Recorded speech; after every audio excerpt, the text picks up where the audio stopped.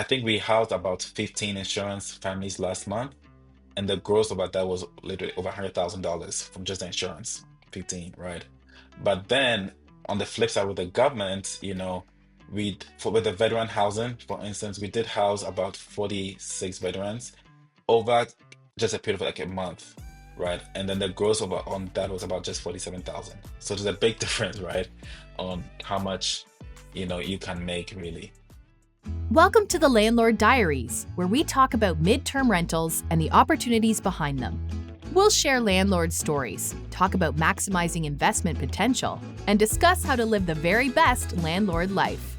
This podcast is proudly brought to you by Furnished Finder, the leader and largest online marketplace for midterm rentals. Remember to like and subscribe if you enjoy our content.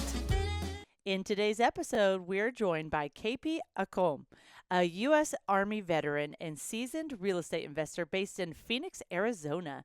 KP operates Streamlined Stay Solutions, a midterm rental business with around 40 properties listed on Furnished Finder, primarily in Phoenix and Tampa. KP shares how he grew his portfolio through creative financing and his unique approach of testing markets with rental arbitrage before buying. Stay tuned for his incredible story filling 100 FEMA housing needs for Hurricane Helene using Furnished Finder's housing request feature. Ooh, there's a lot of great topics in today's episode. KP, how are you? Hey, I'm doing well. How about you? Doing great. We've already had so many great conversations. I think you guys are just, everyone listening is just going to really enjoy hearing KP's heart, his story, his business mindset. So get ready for a fantastic episode. And as always, let's start with what is your real estate story? How did you get started?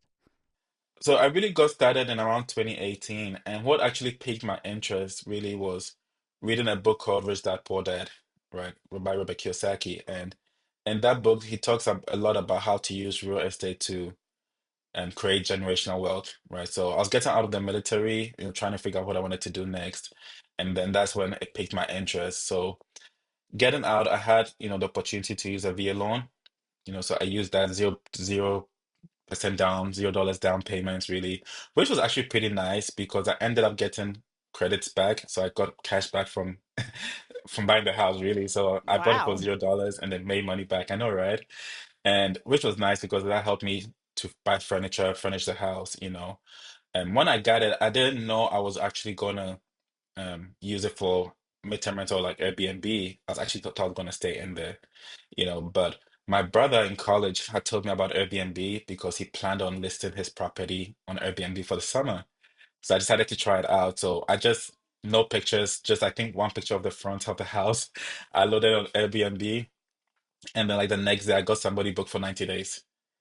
And the place wasn't furnished, but luckily I had about 3 days to get a place furnished. So I got it ready, and then the person came. Yeah, it was a security guard that was coming to Clarksville, Tennessee to work, for work. So he came in there for about 90 days, and I was like, this is great. So that's when I fell in love with, really real estate as a whole, when I saw how much potential it had, how much the cash flow was, the potential, and also helping people. So from there, I moved to Tampa, Florida, and I bought a house that was a duplex, did a light flip on it, and then also used that as well, for midterm rentals. At that moment, I didn't know it was called midterm rentals, right? I was put on Airbnb, but luckily, most of the people that I was getting were coming in for longer time periods, right? So that's where my the journey really started for me. Yeah. And when did Furnish Finder enter the picture? So Furnished Finder really came into play around, I'd say around 2019 when I moved to Tampa, right before COVID. And we actually had an arbitrage. So I had my property there, I got my property, and then wanted to get more. So I got an arbitrage in Tampa through my girlfriend at that time. And it was a three-bedroom, like it was a three-unit apartment complex that we had. And no, she said she had a travel because she also had her own property so as well, right? So she had a travel nurse that came to her place, and the travel nurse told us she usually uses an a website called Furnished Finders. So she told me about it, and that's when I started looking into it. So after that, majority of the tenants and the guests we're getting were from Furnished Finders.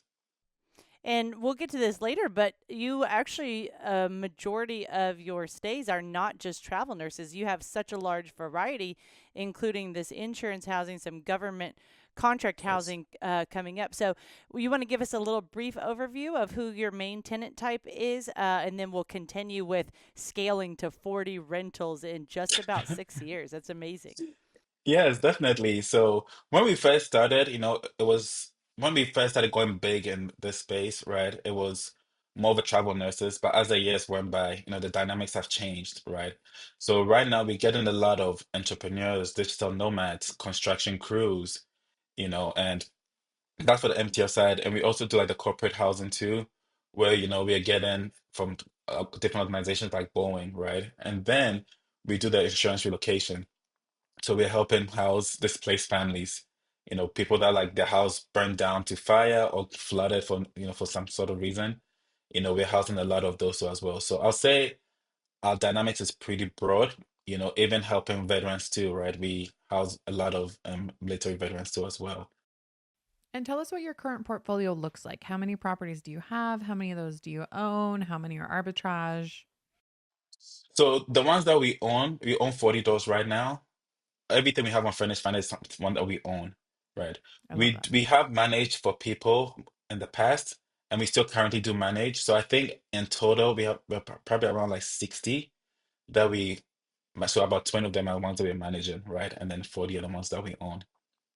So we currently don't we have two arbitrage going on right now.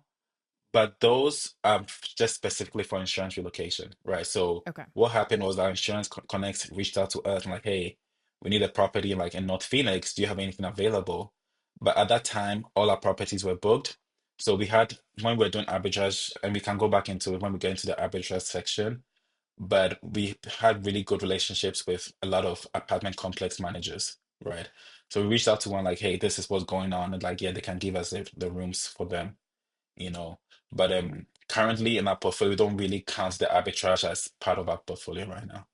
Okay, I think this is a great time to dive into that scaling through creative financing and starting with arbitrage in each new market. So why don't you first tell us how do you choose what markets to to look in and arbitrage in the first place? So a lot of times, you know, we do a lot of market research before we move into a market, right? And we use a lot of different tools, and French Finder is one, right? So I'll say is actually our number one tool we use because that's what our main platform. So what we do is when we're going to a new market, a lot of times we do like an arbitrage. So we've had, let's say, a perfect example is Phoenix, Arizona, right? Before we came to Phoenix, we had Phoenix was a great market, right? I was thinking about relocating to Phoenix. So I was like, okay, let's just try it out. So we got an arbitrage unit here in Phoenix. We posted it on Furnished Finders. And even though it booked really fast, what we started doing was the market research. And how we do ours is we take all inquiries we get, right? Direct and indirect inquiries, and over the year, right? So every time we get, we're tracking, and then that allows us to see the demand, right? So it lets us Is know, that okay, Furnish hey, Finder inquiries or where are your inquiries yeah, coming from? sorry, Furnish Finders. Okay. So we get all the Furnish Finders inquiries. We have like an Excel spreadsheet, and we are always tracking every single inquiry that we get. So that over the course of months, like let's say 6 months, gives us a lot of data to make actual decisions, right?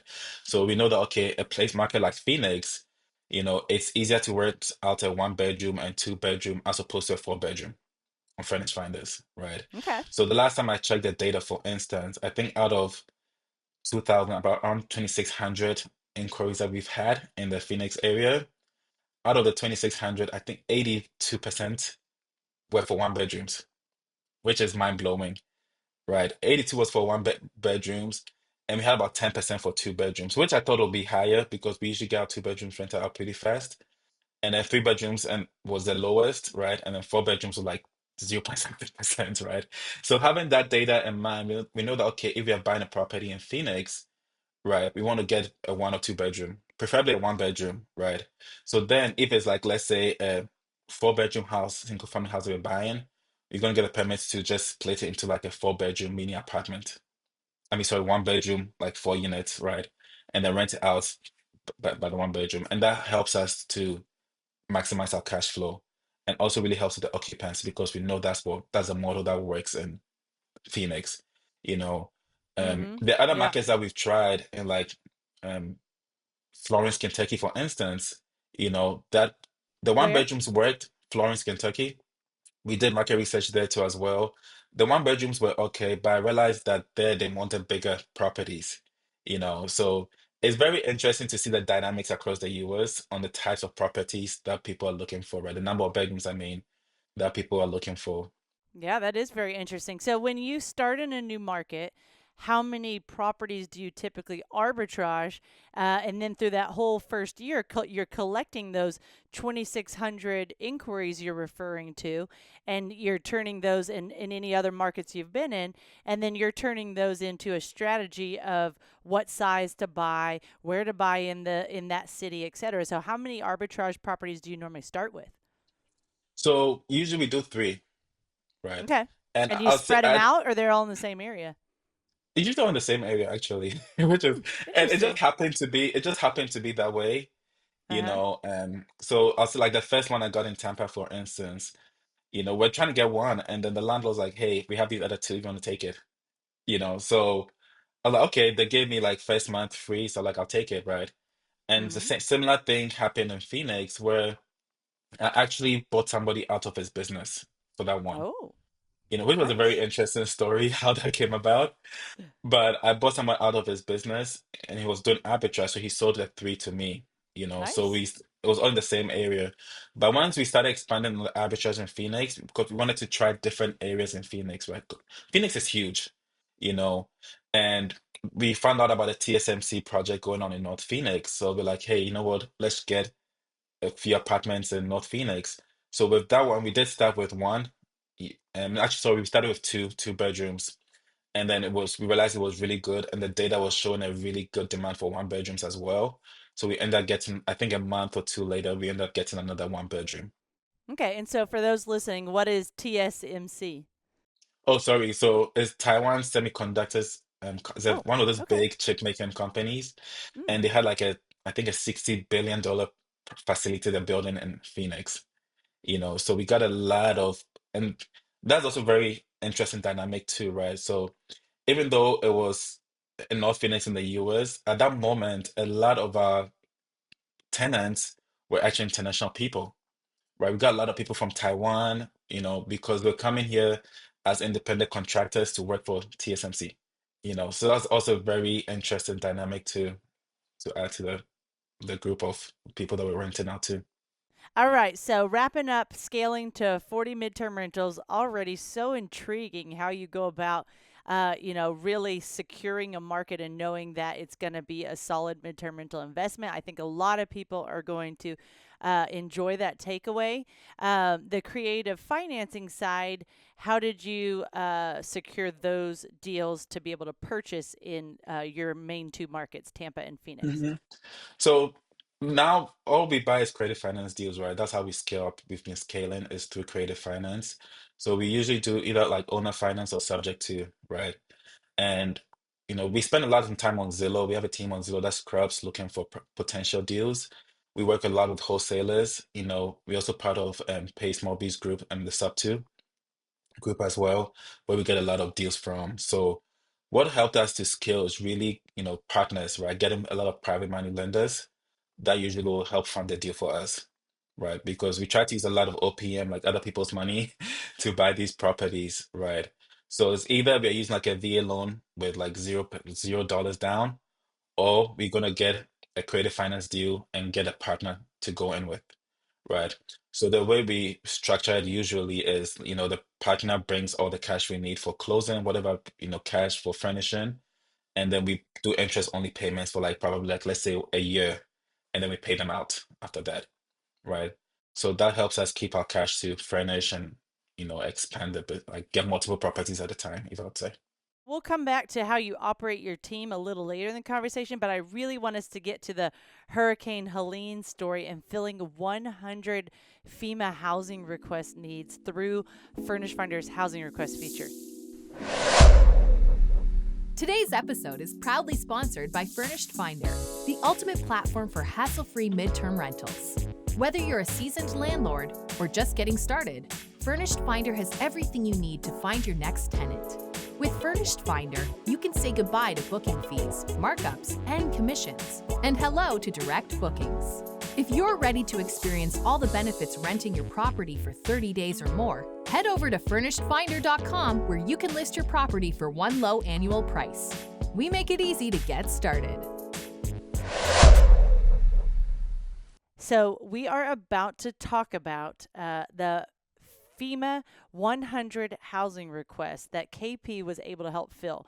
First off, we want to take a minute to say to those that may have been impacted by Hurricane Helene, our hearts are with you. We're happy that KP was able to use the Furnished Finder database to successfully provide hope through housing to so many that were affected from this disaster. And one of the things in the heart of disaster that you never want to go through, but the part that comes out of it is how you see a community come together and really work to solve the issues and needs and support those that have been impacted through such a tough situation. So we're with you. If you have anything you want to put in the show notes from a disaster that you've been through, please share. We'd love to connect with you.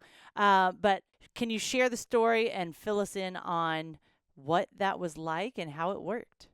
Oh yeah, definitely. So, everyone knows like all the hurricanes that have come out, and what happened was they released a solicitation that we responded to, right? And in there they had different counties within North Carolina that they wanted properties in. So it was single family houses, apartments. We focused more on single family, right? Because of like it was easier for us to find. So what we ended up doing was we went on Furnished Finders and did a housing request as an agency, right? And you can set the radius on how wide or small you want it to be. So we set the counties that we needed, right? Did a housing request and Furnished Finders sent it to all the landlords basically in that area, right? So like, hey, I'm KP with Streamlined State Solutions. We're helping fill out this FEMA need. Would you be open to giving your property to FEMA for an 18-month lease, basically, right? And we got an overwhelming amount of response from people that were interested, and it also showed, how people, I guess people have it showed a big thing about humanity, really, because a lot of times people reach out and be like, hey, I rent it, let's say usually for like 3,500, but if it's for this hurricane effort, I'm willing to do like $2,000 a month, which was really nice to see. But yeah, I did the request, and I think overnight we had almost like 200 people interested, you know. Wow. So we had Through to that obviously Furnished Finder housing request. through the French Finance housing request. Wow. So I would say it was a bit overwhelming because we we're expecting to get that many people in that short amount of time, you know. So we had to vet obviously, to see what's like the upfront fees were, the costs and stuff like that. But yeah, that definitely helped us, reach what we need in probably like less than a week. We got all the number of houses that we needed and submitted them. I think there's some good points here because really, KP, you're playing landlord and tenant in a way, right? Because you're helping to place these tenants. So it's almost like you get to view what it's like as a tenant when you're placing these housing requests. Um, and especially placing so many or for so many, right? But I think there's a really good visual here of, when a traveler places a housing request, depending on their needs, they might get a handful of landlords or property owners that respond. They might get hundreds. So this is your chance to stand out. I'd love to take a minute here and listen to you almost as like the placement agent or the quote unquote tenant, right? What did you learn as a landlord from that experience? Like what responses stood out to you? What gave property owners or landlords a leg up? Like what was that whole experience like for you? I'll say it was a, I don't, for lack of better words, it was a fun experience, right? Because really doing it the first time, I didn't know what to expect. I didn't know if anybody was going to respond to it, right? If anyone was going to see it. So getting that response back was nice. But then also like going from the tenant part, right? A lot of people asking a lot of questions. Okay. So they'll be like, hey, I have like let's say like a three-bedroom house. I'm going to rent out one room, but then we have like a guest policy. You can't bring in a guest after 6 p.m. Literally, I saw that. I'm like, what? You know, or like the smoking policies, right? Or, their pet policies. So it was just interesting to see the different kinds of policies a lot of people have in their properties, and also the different kinds of fees. So one person actually, which was very interesting, has a catering company, right? And one of the fees that she charges if you book her place is a food fee. Is a Interesting. mandatory food fee. Yep, where Mandatory, not she optional. mandatory. No, it's mandatory Interesting. food fee. I don't know if it was because she knew the type of tenants we're gonna be. It's like, okay, hey, you know what? Since they're displaced, maybe we're gonna do food for them. But she's probably one of the ones we had to let go because like we can't pay a mandatory food fee, you Right. know. But that was nice. And also seeing the dynamics of people, like houses or properties people have available too. Somebody will respond like, "Hey, they have a pool with a hot tub, for $2,000." I'm like, "Wow, that's really nice." And they have somebody that just has a one bedroom with a sofa that wants to charge you 2,500. So seeing those dynamics, and I think the hard part as a tenant in that situation is really narrowing down onto which makes the most sense, right? Because you have multiple people posting like multiple rent rates and they have different amenities. So trying to find the ones that had the most amenities and that made the most sense was probably like the hardest of the whole thing, really. Yeah. And the what I liked is one thing you did is you're like, whoa, that's a lot of responses. I only need 100. I have well over 100 housing request responses, which we call tenant leads on the landlord side. And you said, okay, I'm going to pause. How can I address all these in a timely manner and get back to FEMA quickly? And you developed a questionnaire to kind of allow landlords to apply for you to work with. Tell us about Yes. that process and what it was like getting those responses and pausing for a minute. Yeah, so what helped us a lot, like you said, so we on our website, we created a link to on our website which had basically it's like links out a database, right? Where people go in and put in the property information, the number of bedrooms that they had, like the county that was in. Because one thing we also realized we're getting responses from people in different counties, right? Because initially, like the radius was super big. So we're getting people from Georgia, for instance, when we didn't need it, right? So what we did was we said them like, okay, we have all these people. We just showed them the link, like, hey, if you can upload your property directly into the database, that'd be great, right? We share the link with them, and then they go and then upload it, which was also very interesting to see, right? In the sense that there are times where, so on the website we had it for because we're working North Carolina, Tennessee, and Florida, right? And you have people, and it clearly states like Florida properties, Tennessee properties, but then you have people from, let's say, North Carolina go and put their data in Florida. I'm like, didn't you see that it's in Florida? But doing that though definitely helps streamline, right? So instead of going through emails to get information, they just went there, put that information on there, and it went to like a Google Sheet, and it's easier to just get the information, clean it up, and submit. Yeah. And I want you to give the listeners like a broad overview. One thing that you do is you're constantly in tenant leads, keeping track of what average deposits are, what average fees are for cleaning, for pet fees, etc. And you're taking that data and building this amazing powerhouse of a business, all with midterm rentals. So, what have you seen are some of those fair deposits and those fees, and what is it like combing the data into a usable form? So we do have a team that literally goes through Furnished Finders every single day, viewing people's properties. So we're checking like the rent rates, how much they're renting the properties for, the security deposits. And reason why we do that is one, we want to understand the markets we're in, right, to stay competitive, right? And two is also like just get a general idea of what other people are doing, right? So one thing we've realized is like a place for like Phoenix and Tampa, for instance, right? The security deposits are usually parallel to the number of bedrooms, I would say, right? So, for instance, most people that have a one bedroom are charging like $500 in security deposit, right?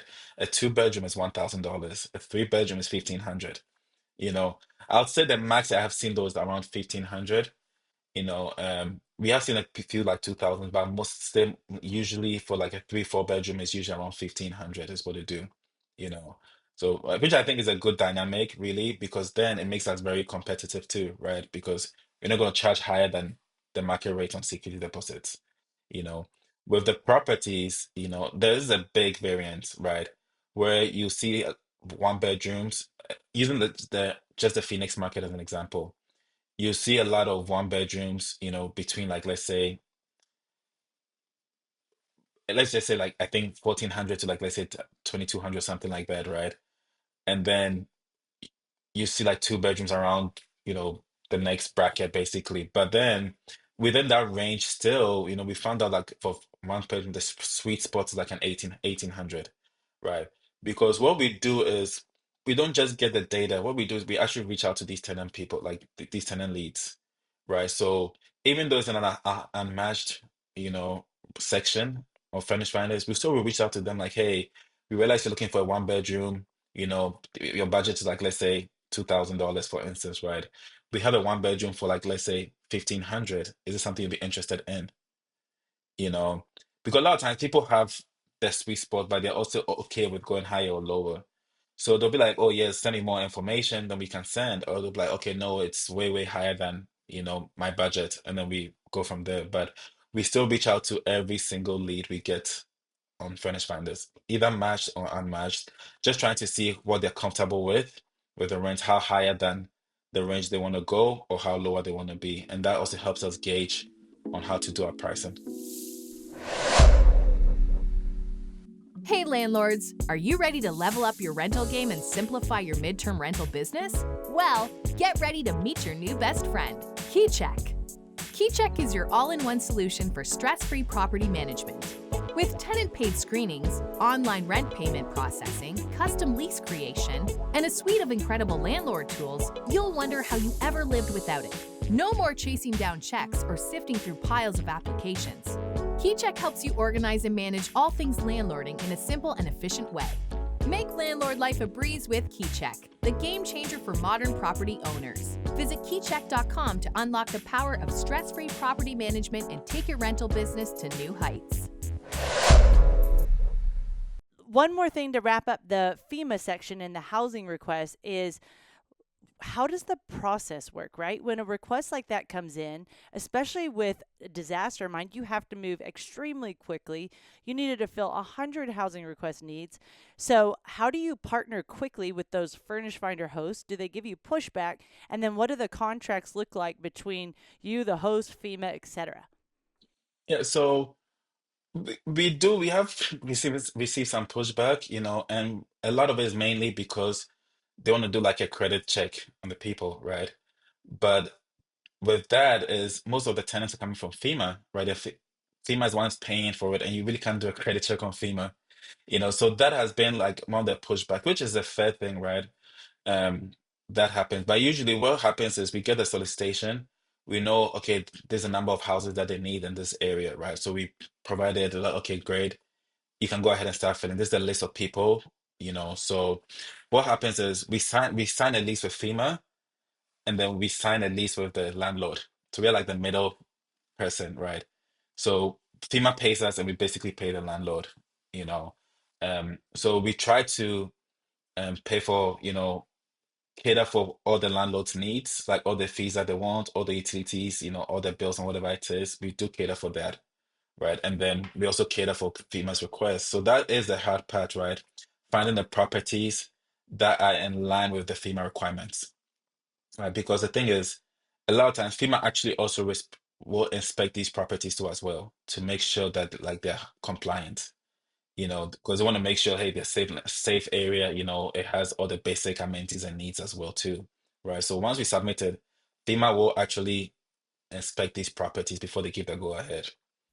I think this is an important note here for landlords too, right? Like make sure that your properties, you don't have insane fees, you don't have a crazy security deposit. Maybe consider using worry-free waiver if you do want that high of damage protection, but you're going to be much less appealing if you have a really high security deposit. But also make sure that you're checking those boxes and that you're offering the things that these travelers are in need of and that you are at a competitive price, right? And I really like how you've mentioned being active, like within Furnished Finder as well, just kind of keeping up with what's going on in your area. What are the demands right now? Kind of what's supply at? What's the market at? Because it changes and it doesn't change as frequently as short term, where you're going off of like changing daily rates or that weekends are obviously higher than weekdays, things like that.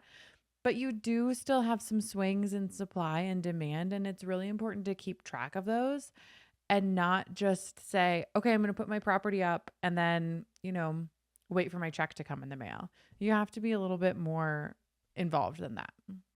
Any stories to share that came out of this experience that might be, motivational or provide hope for those that are going through disaster? I would say there's a lot of help out there, for people going through disasters, right? Even besides FEMA, we've had to also help a lot of the insurance relocation companies to house, displaced families. So there's definitely is a lot of help and resources out there, and they're readily available to everyone, There's a lot of companies, including us, that you can even reach out directly to and will help you find housing, regardless, of your situation or your income bracket or whatever it is. There's definitely a lot of resources out there. And then you also find out that a lot of landlords are actually really willing to help. We've had so many instances where a landlord will call us and like, hey, I know you were requesting for, let's say, one house in this county, North Carolina, but we have like five houses in Georgia we want to give if needed. We actually had one landlord I spoke to last week that had 15 properties he wanted to just give in Florida, Oh, you know, wow. which was really nice, like, hey, I'll just do 15, we can waive the first month off. So there's definitely a lot of people that are really interested in just helping out in these recovery efforts. That's amazing. And the part we haven't finished to wrap this up yet is these were 18-month contracts. Like, as a Oh, yes. midterm rental Sorry. host coming Yeah, in, that I should have all mentioned of us that. hope. I mean, our average stay is 90 days for midterm rentals, but anytime you get longer than that, you're really excited. So that was a huge perk for the landlords as well, that they can be part of the recovery and have an 18-month contract with a reliable government agency as part of that. So, before we kind of get into the differences between government contracts and insurance contracts, why don't you give us a quick overview of, you have this massive midterm rental operation, you're combing the Furnished Finder data daily. What does your team look like and how does it operate? So I'm more like, so I'm the CEO of the company Streamlined State Solutions. My wife is the president, right? So I deal more with the government side of things, and she deals more with the insurance relocation. But we both help each other out in each way. So we have that, and then we have a CFO, right? And then we have a COO as well. So the COO helps with all parts of the organization, right? Like the hotel lodging, like veteran housing, the insurance relocations, government contracts, and everything. And then under that, we have like a team of like virtual assistants that they keep the organization moving, right? So we have actually eight, sorry, we have eight virtual assistants, and out of the eight, five are just dedicated solely to midterm rental customer service. So in our operation, we like to do a 24/7 customer service. So anytime you call like the numbers, there's going to be someone to help you out, and that we have another VA that focuses solely on the government contract. So they are communicating directly with FEMA every time, right? And anything that government related, right? And we have another VA also that's in the insurance relocation part, right? They are also reaching out to landlords, right? Trying to help if we don't have any inventory, trying to find more inventory to help place like the tenants in there. So that's really how it, that's just a general like overview of it. But like everyone has their defined duties on what they do, right? Actually, for so we also have another team that just goes through Furnished Finders and get the data. So we call them our market analysis team as well. It's a team of three VAs, and that's all they do in the market is just go through.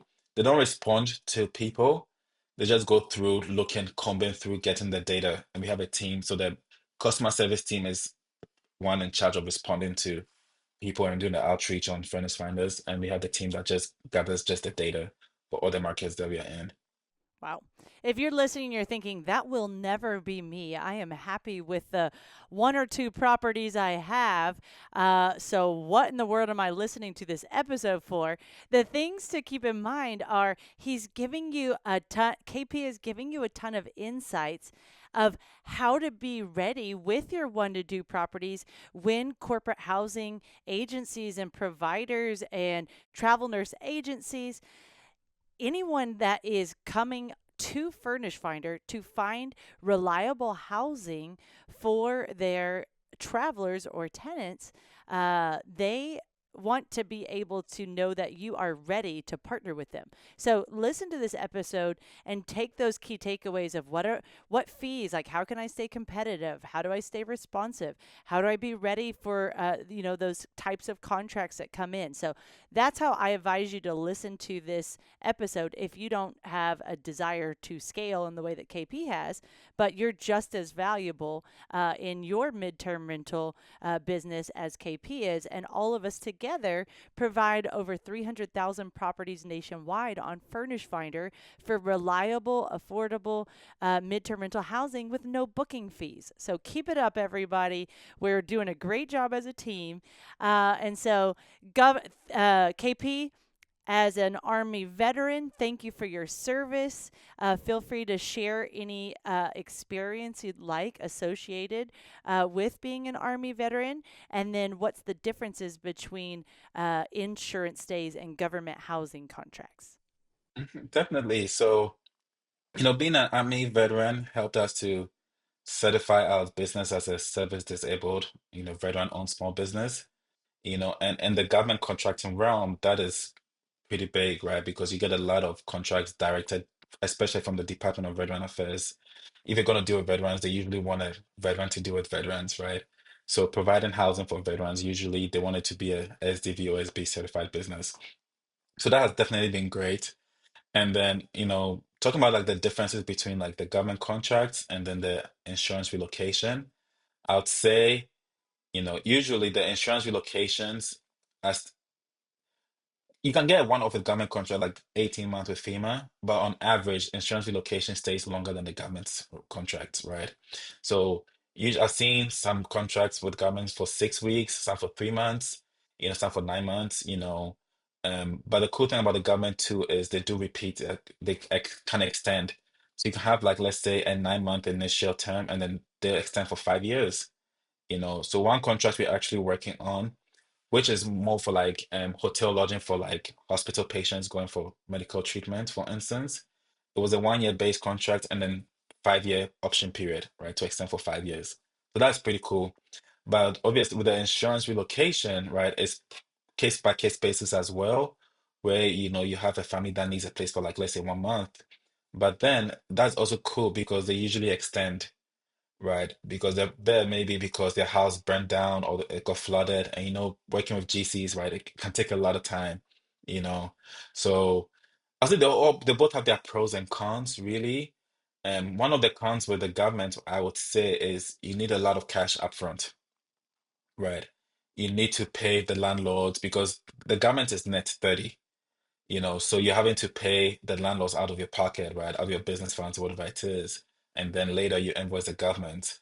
By insurance relocation, usually within like 24 hours, you're getting paid. So that's, I say, is a difference. And also, depending on how you do it or your markets, you can really cash flow more or make more from insurance relocation than the government, right? Even though it's just one property or two properties that you're probably given at a time, you're making way more than the government contracting. So for instance, we I think we housed about 15 insurance families last month, and the gross about that was literally over $100,000 from just the insurance, 15, right? But then on the flip side with the government, with the veteran housing, for instance, we did house about 46 veterans over just a period of like a month, right? And then the gross over on that was about just 47,000. So there's a big difference, right? On how much, you can make really. But I would say both of them are just great businesses, and both of them are great business models. It's just having to get in there and actually, and then one thing, sorry, too, I forgot to add with government contracts, you have to be more proactive, right? You have to reach out, build these relationships, and also reach out to the organizations. They usually will give you solicitations, but you have to fill out the solicitations, right? So it's more of a bidding process with them, as opposed to insurance relocation, right? It's they need it, right? So they are reaching out to you, like, hey, do you have this property available? Can you house this? Can you, so um, insurance relocation is more reactive, and government is more proactive. Hmm. And one thing I found interesting in a previous conversation is the traveler types for government contracts. While military and veterans are, of course, one of the large government contract types, you mentioned also Homeland Security, people that need stays during trials, things of that nature. So there's a lot of different reasons. And I think you see two government contract needs on average in your markets, right? So every time, yeah, it's about two to three on average that come out, that actually people actually respond to really, there are some that I've seen that, like I think I mentioned in one of our previous conversations where there was a housing for convicted felons, right, where they were staying before trial. Nobody wanted to do that. They're like, nope, I don't want anyone to stay in my house, even though there's going to be security.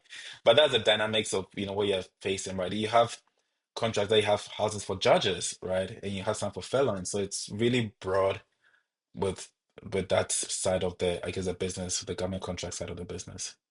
Okay, we've got one last question. This is a question our amazing customer service and operations team have been communicating with us from what they hear from you guys, the Furnished Finder landlords. And they're like, hey, guys, we hear questions like this all of the time. We would love to know what some of your podcast guests do. So, this is just kind of a little back and forth conversation, but really we're looping in feedback. So, that's kind of fun. And this question is, we have a lot of landlords who want to connect their Furnished Finder account successfully to a PMS. PMS is a property management software. So Hospitable, Hostfully, there's dozens of them, right? You typically with midterm rentals don't need a PMS until you're probably at 10 or 15 properties because they are so much more simplistic than short terms. But KP with 40 or so is definitely going to want to have some sort of system. But right now, Furnished Finder does not directly connect into these platforms, right? I won't bore you guys with the details, but it's a big challenge, and it's something that we have goals of integrating with at some point. But it'll be a future time when that happens. So, KP, right now you're manually adding projects or bookings into Hospitable that you get on Furnished Finder. Is that right? Yes, Okay, correct. and tell us how that helps you manage because you're like a lot of Furnished Finder landlords, you list on other places too, right? Which Hmm. we totally encourage. Like list on Airbnb, list on Furnished Finder, list Yeah. wherever you see fit, right? It's just that Furnished Finder is such an important part of that puzzle. But tell us how that kind of helps and how you manage that. Because I feel like a lot of times when people learn that we don't directly integrate, they're like, oh, well, then I can't use that software. And that's definitely not the case. Oh, yeah, definitely. I'll say, hospitable is a big part of our operations, right? So, like you mentioned earlier, every property we have is listed on Furnished Finders, and we also list on Airbnb as well, right? So the cool thing about Hospitable is it directly pulls your listings from Airbnb, so it's on there already. So we don't have to re-go upload pictures or whatever it is because it's already on there. And then once we get a booking from, like, let's say Furnished Finders, like a direct booking, what we do is we go on Hospitable and manually upload that booking in there. And what that does is, one, it helps us with our metrics, right? Because we know, okay, let's say 50% of our bookings are direct bookings. And if it's direct, we know, okay, it's from Furnished Finders, right? And let's say 30% is from Airbnb. Or so Hospitable actually gives you that metric. Just one thing that we like. And another thing is also the calendar management, right? The worst thing you want to do as a landlord is double book, right? You don't want to do it on any platform, really. So doing that helps keep our calendar up to date, right? And prevents us from double booking too as well. So that's why we use the hospitable feature. And I think the third feature of hospitable that I like that I think other landlords can do is it has the guest experience.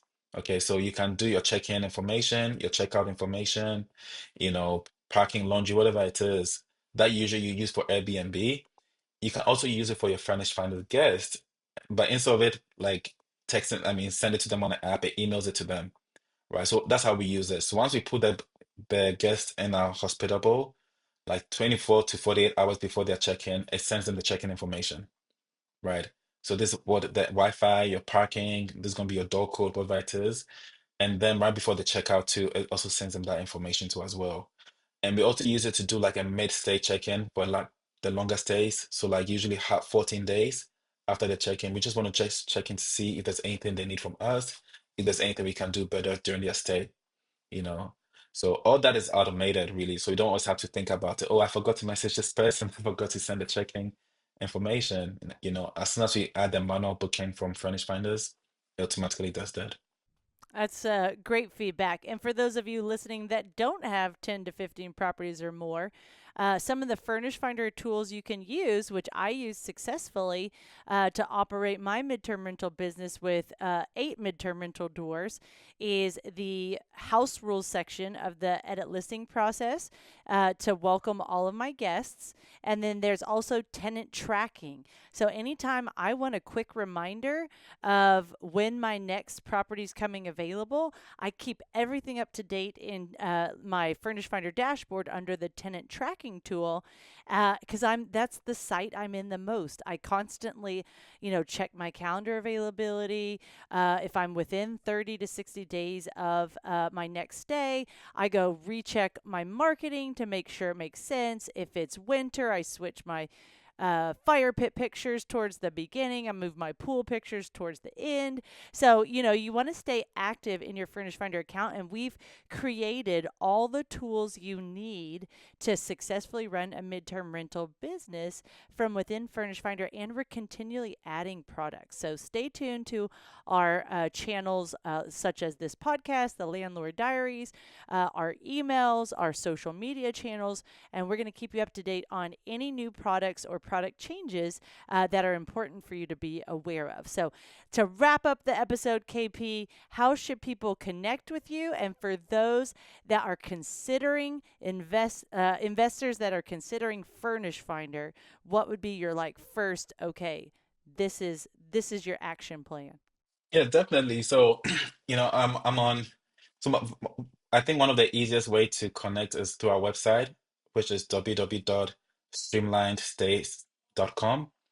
Because that has a link to our LinkedIn page, which is Streamline Stays Solutions, and then also our Instagram as well. My private Instagram is KWAYKUU, Kweku, but it's spelled differently. And then yeah, people trying to jump into the midterm rental space, I'll say, Furnished Finder is your go-to, right? One tool that I actually like is that they have is the demand in the area, right? So you can actually go on there, and that's something I forgot to mention earlier. Sorry about that. But it's one thing that we do actually, right? Where we are thinking of a new market, before we even think of arbitrage or even setting up a list, we want to see the demand student, the searches in the last 12 months, right? The demand in the last 12 months, because that can also gauge how good that market is. So Furnished Finders is definitely your best friend. You know, um, One thing advice I'll give to when posting your properties is make sure you take those professional pictures, right? They really make your property stand out.